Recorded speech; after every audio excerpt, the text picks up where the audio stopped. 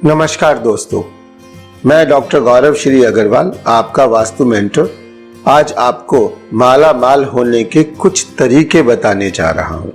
ये कुछ वास्तु टिप्स हैं जिन्हें आप अपना लें तो आप जल्दी ही माला माल हो सकते हैं। हम सभी जानते हैं कि कोरोना की वजह से सभी के व्यापार में कोई ना कोई समस्या आ रही है। आज मैं जो वास्तु टिप्स आपको बताऊंगा उनसे आपके व्यापार में वृद्धि होगी, पैसों की बरकत बढ़ेगी, घर में सकारात्मकता आएगी और आपके कारोबार वाली जगह में दुकान हो या आपके पास कोई फैक्ट्री है, वहां पे नेगेटिविटी को कैसे खत्म किया जाए। यदि आपके पास जो टिप्स मैं दे रहा हूं उन्हें आप अमल में ले आएं और सावधानी पूर्वक उन्हें कर दें तो आपको माला माल होने से कोई रोक ही नहीं सकता। हम सभी कभी कभी छोटी छोटी गलतियां कर बैठते हैं जिससे हमारे कार्यस्थल, कारोबार वाली जगह या घर का माहौल नकारात्मक हो जाता है। इसलिए हम इस बात का विशेष ध्यान रखना चाहिए कि घर में या हमारे कारोबार वाली जगह में पॉजिटिविटी कैसे बनाए रखें। कभी कभी हम सामान को गलत दिशा में रख देते हैं जिससे हमें बड़े बड़े नुकसान झेलने पड़ते हैं। इसमें सबसे बड़ी चीज है डस्टबिन, कूड़ेदान। हम कई जगहों में जाते हैं, किसी के घर जाता हूँ या मैं किसी की फैक्ट्री में जाता हूँ तो वहाँ पर जाकर के देखने को मिलता है कि कूड़ेदान एक तरफ खुले में ऐसे ही पड़ा रहता है। ये गलत है। कूड़ेदान को कभी भी खुले में नहीं छोड़ना है। वह हमेशा नकारात्मक ऊर्जा छोड़ता रहता है जिससे आपके स्थल में नेगेटिविटी बढ़ती रहती है और वो हमारी पॉजिटिविटी को चूसता रहता है, जिस कारण वहाँ पर डाउनफॉल जल्दी आने की संभावनाएं हो जाती हैं। तो सबसे पहले बात तो ये रही कि कूड़ेदान को कभी भी खुले में नहीं रखना है। अब सवाल यह उठता है कि कूड़ेदान को रखने की प्रॉपर जगह कहाँ है। हमारे यहाँ पर जहाँ पे हमें नॉर्थ ईस्ट बोलते हैं, उत्तर पूर्व दिशा, पूरब के सेंटर से उत्तर के सेंटर तक, ये पूरा इलाका जल तत्व के अंदर आता है और इसे हम उत्तर पूर्व दिशा का हिस्सा कहते हैं। यहाँ पर अगर आपने कूड़ेदान रख दिया तो वह आपकी सारी की सारी पॉजिटिविटी को चूस के खत्म कर देता है और आपके पैसे कहाँ जा रहे हैं आपको पता ही नहीं चलता। आप रोजाना पैसों के लिए चिंतित रहते हैं, आपकी पेमेंट्स नहीं आती, आपकी पेमेंट बाजार में फंस के खड़ी हो जाती है, आती भी है तो तुरंत से वो कहीं ना कहीं खर्च हो जाती है। तो यदि आप उसको रोकना चाहते हैं, पैसों की बचत करना चाहते हैं, तो सबसे पहले अपने कूड़ेदान को नॉर्थ ईस्ट डायरेक्शन से हटाएं। अब सवाल यह उठता है कि इसे रखा कहाँ जाए। यदि आपके पास नॉर्थ वेस्ट डायरेक्शन, जिसके अंदर नॉर्थ के सेंटर से वेस्ट के सेंटर तक का हिस्सा आता है, उसे नॉर्थ वेस्ट डायरेक्शन बोलते हैं, उस जगह में कहीं छुपा कर रखने की जगह अगर मिल जाती है तो यह सबसे बेस्ट होता है। यदि आपके पास ये जगह नहीं मिलती है और हमें किसी दूसरी जगह पे रखना पड़ता है तो ये ध्यान रखने की ज़रूरत है कि आपको इसे नॉर्थ की दीवार के साथ या ईस्ट की दीवार के साथ बिल्कुल भी नहीं रखना है। इसे रखा जाना चाहिए वेस्ट की दीवार के साथ या साउथ की दीवार के साथ, और इसे थोड़ा छुपा के रखें ताकि किसी को भी तुरंत ये नजर ना आए। अब हम कूड़ेदान को देखते हैं। हम क्या करते हैं कि दूर से ही कूड़ा कूड़ेदान की तरफ फेंक देते हैं। कुछ कूड़ा कूड़ेदान में चला जाता है और कुछ बाहर फैल जाता है। ये भी गलत है, यह तो डेंजरस है। इसका विशेष ध्यान रखें कि कूड़ेदान से बाहर कूड़ा गिरना ही नहीं चाहिए। हो सके तो कूड़ेदान ढक्कन वाला हो जिसमें आपने कूड़ा डाला और बाद में उसके ऊपर ढक्कन बंद कर दिया गया। यदि आपने ऐसा कर दिया तो आधी से ज्यादा प्रॉब्लम तो हमारी यहीं पर ही समाप्त हो जाती है और हमारी नेगेटिविटी खत्म होने लगेगी। धीरे धीरे हम पॉजिटिविटी की तरफ बढ़ेंगे और धन जो बाजार में रुका हुआ है या हमारे कारोबार में जो हम पैसा कमा रहे हैं उसकी बचत शुरू हो जाएगी।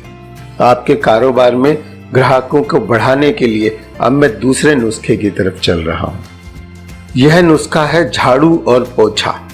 झाड़ू पोछा हमारे घर का सबसे अहम वस्तु है जिसे कि हम अपने घर से सफाई करके कूड़े को हटाते हैं। इनमें हम सबसे पहले झाड़ू की बात करते हैं। पहले तो आप ये ध्यान करें कि झाड़ू टूटा हुआ नहीं होना चाहिए। दूसरा, उसे खड़ी नहीं रखना है, उसे कहीं ना कहीं लिटा के रखना है। अगेन मैं आपसे फिर से ये दोहराऊंगा कि नॉर्थ ईस्ट का जो हिस्सा मैं पहले बता चुका हूँ, उस हिस्से में झाड़ू रखना मना है। वहां पर झाड़ू रखने से आपकी नेगेटिविटी फिर से शुरू हो जाती है। यदि हम झाड़ू को किसी ऐसी जगह पर छुपा के रखते हैं, पश्चिम की दीवार जिसे हम वेस्ट बोलते हैं, या साउथ की दीवार जिसे हम दक्षिण बोलते हैं, उनके साथ में कहीं छुपा के रखें। आपकी दुकान है तो आप रैक के नीचे रख सकते हैं जो आसानी से नजर ना आए, या आपकी फैक्ट्री है तो आप कोई ऐसी जगह पे उसको रखें ताकि वो रास्ते चलते आपको नजर ना आए। घर में भी हमें ये सावधानी रखनी है कि घर के पश्चिम वाली दिशा में और दक्षिण वाली दिशा में इसे कहीं छुपा कर लेटा के रखा जाना चाहिए। अब बात आती है पोछे की। हमारे सभी के जगहों में रोजाना पोछा लगाया जाने की रिवाज है। ये बहुत अच्छा है। पोछा लगाने से नकारात्मक ऊर्जा खत्म हो जाती है। आप कुछ भी पानी में डाल करके इस्तेमाल करते हैं, जैसे फिनाइल है, कोई लोग अपना सर्फ डाल लेते हैं। आप जो आपके पास साधन है आप उन्हें इस्तेमाल करें, लेकिन नॉर्थ ईस्ट दिशा में सबसे पहले पोछा लगना चाहिए, या साफ पानी दोबारा से बदल के उसमें पोछा धो करके और धुले हुए पोछे से घर के नॉर्थ ईस्ट में पोछा लगना चाहिए। और विशेष बात यह है कि पोछा थोड़ा गीला हो। जब वहां पे जमीन में आपने पानी फैलाया है पोछे से, तो घर के सभी सदस्य, या कारखाना है या आपका ऑफिस है, तो कोई भी सदस्य उस गीले पोछे वाली जगह में पाँव नहीं रखेगा। जब तक वो सूख ना जाए तब तक उस एरिया में कोई चलेगा नहीं।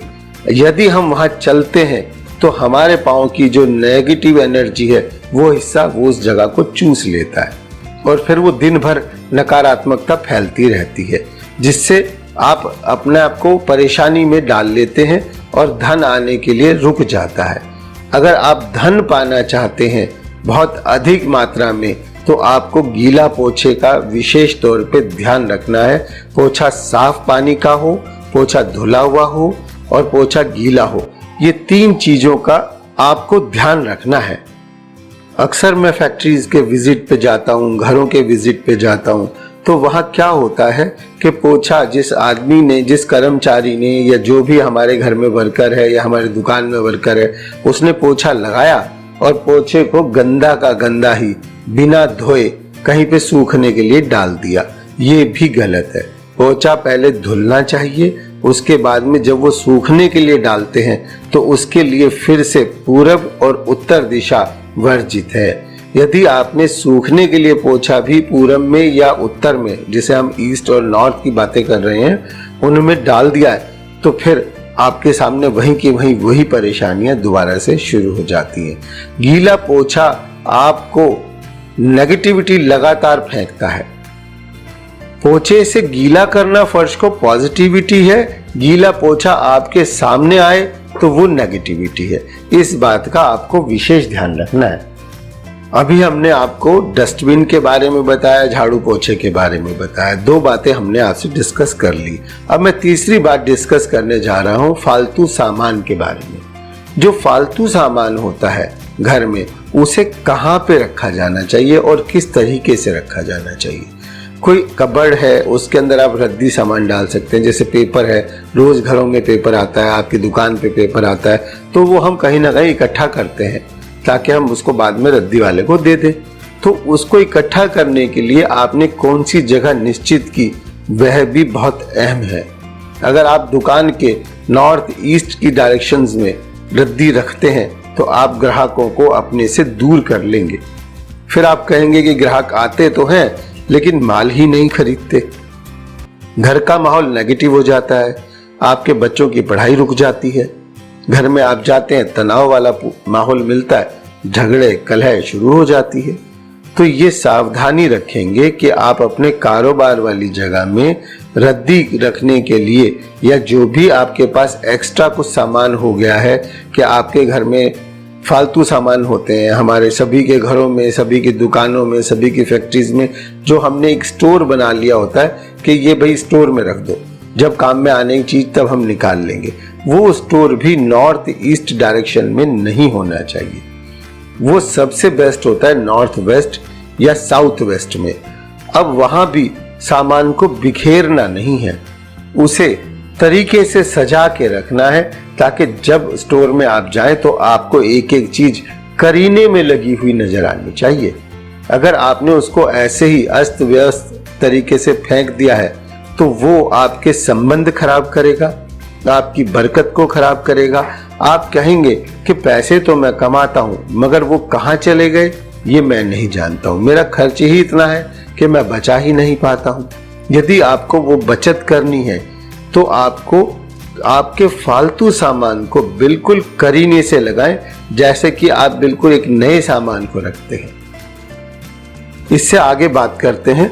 अब देखिए, हमने झाड़ू पोछा कूड़ेदान इन सब के बारे में बातें की, रद्दी कबाड़ के बारे में बात की। हमारी जो भी जगह है, चाहे वो ऑफिस है, चाहे फैक्ट्री है, चाहे घर है, वहां पर रोजाना सफाई होना अनिवार्य है। जहां पे सफाई नहीं होगी वहां पे उस दिन नेगेटिविटी फैल जाएगी। हम देखते हैं फैक्ट्रियों में जाके जगह जगह जाले लगे होते हैं, घरों में जाले कोई साफ ही नहीं करता। उन्हें भी डेली रूटीन के अनुसार या हफ्ते में एक दिन तय करके उनकी सफाई होनी चाहिए। धूल मिट्टी आ जाती है, दरवाजों के ऊपर धूल मिट्टी टिकी रहती है, किसी टेबल पे पड़ी रहती है, कोई साफ ही नहीं करता, तो वो चीजें लगातार नेगेटिविटी फेंकती रहती है और हमें पता ही नहीं चलता कि नेगेटिविटी हमारी तरफ कितनी ज्यादा आ गई। और हम सोचते हैं कि हम तो सब कुछ ठीक कर रहे हैं, हम वास्तु के अनुसार अपनी जगह को प्रॉपर सजाए हुए भी हैं, फिर भी हमारी बरकत नहीं हो रही है। तो वहां पर अगर जाले लग जाएंगे या किसी ऐसी जगह पे डस्ट पड़ी रहेगी जो आपने एक हफ्ते में साफ नहीं की, तो यह दरिद्रता की निशानी है। तो आपको सैटरडे या संडे कोई भी एक दिन, जिस दिन आप छुट्टी रखते हो, या तो उस दिन सफाई करें, या वर्किंग आवर्स में या वर्किंग डे में वहां पे रोजाना सफाई कराने का एक विशेष ध्यान रखना चाहिए। परिवार के अंदर हम सभी के घरों में कोई ना कोई बड़े बुजुर्ग होते हैं, आपके माता पिता हैं, आपके दादा दादी हैं। उन लोगों के साथ आपको कुछ देर समय बिताना चाहिए, उनका मान सम्मान करना चाहिए, बड़ों का चरण छूकर आशीर्वाद प्राप्त करना बहुत जरूरी है। ये हमारे वेदों में, पुराणों में ये लिखा गया है कि यदि आपने बड़ों का सम्मान नहीं किया तो वहां लक्ष्मी विराजमान नहीं होती। और जिस घर में आप बड़ों का सम्मान, आदर, सत्कार और उनके चरण छूकर बच्चे आशीर्वाद लेते हैं, वहां पर लक्ष्मी जी हमेशा विराजमान रहती है। और यह सत्य भी है। आप इसे जितनी जल्दी अपने कर्मों में अपना लेंगे, आप उतनी जल्दी ही माला माल हो जाएंगे। अब मैं आपको सबसे अहम और आखिरी बात बताने जा रहा हूं। आपके पास जो कुछ भी है, चाहे आपके पास कम पैसा है, आपके पास ज्यादा पैसा है, आपके पास कुछ भी है, तो उस सब चीजों के लिए आपको परमात्मा का धन्यवाद कहना है। धन्यवाद शब्द आपके मुंह पर ऐसे आ जाना चाहिए कि जैसे आप कोई भी काम करते हैं, फर्ज करो आपने मोबाइल उठाया तो आप उस मोबाइल को खरीदने लायक बने, इसीलिए आप उस बात के लिए परमात्मा को धन्यवाद करें। आप अच्छे से देख सकते हैं, अच्छे से बोल सकते हैं, आप अच्छे से खा सकते हैं, आपका स्वास्थ्य बढ़िया है, तो आप उन सब चीजों के लिए परमात्मा का धन्यवाद करें। सुबह उठते हैं तो आज का दिन आपको परमात्मा ने दिया है, तो आप उसी के लिए भी धन्यवाद कह सकते हैं। उसके बाद आप मन में ये सोचें कि आज का दिन मेरा बहुत अच्छा जाएगा, मैं आज बहुत सारा पैसा कमाऊंगा, तो धीरे धीरे आप देखेंगे कि कुछ ही दिनों में आपके पास पैसा आना शुरू हो जाएगा। बेशक पहले दिन आपको ऐसा लगेगा कि यार इसमें तो कोई फायदा ही नहीं हुआ, कोई पैसा ही नहीं आ रहा है, लेकिन आपको ये करते रहना है। जिस दिन ये आपके अंतरात्मा से निकलने लगेगा धन्यवाद का स्वर, उस दिन आप सचमुच में अमीरी की तरफ चल पड़ेंगे और आप माला माल होते चले जाएंगे। दुनिया की कोई भी ताकत आपको माला माल होने से नहीं रोक सकती। तो दोस्तों मेरी बातों पे आप थोड़ा विचार करें और मैं आपका ज़्यादा समय नहीं लूँगा, आपसे विदा लेना चाहूँगा। धन्यवाद, आपने मेरी बातों को ध्यान से सुना, उसके लिए आप सभी का फिर से धन्यवाद। हम आपके उज्जवल भविष्य की कामना करते हैं।